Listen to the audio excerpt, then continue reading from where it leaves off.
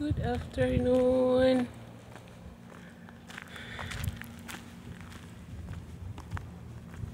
Malapad na naman tayo.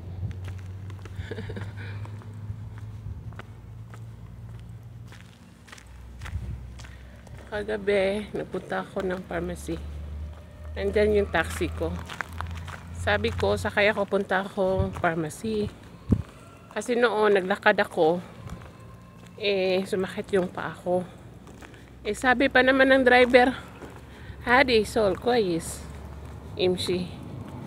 Ngayon, parang nahiya na ako magsakay sa kanya papuntang pharmacy. Maglalakad tayo ulit. Nakalimutan ko kasi kagabi bumili ng pampatak sa mata. Grabing kati yung mata ko. Kaya, lalakad tayo papuntang pharmacy na medyo malayo-layo. Samahan nyo ako, guys. Ayan. Maglalakad tayo papuntang pharmacy. Kaya naman lakarin. Dahan-dahan lang.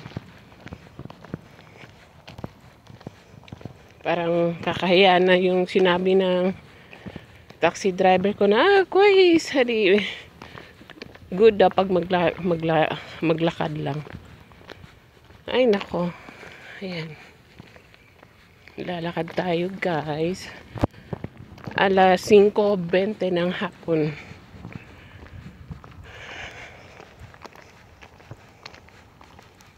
Ayan. Ayan yung lalakarin natin. Doon, dulo, yung may sasakyan. Tapos, pakanan pa.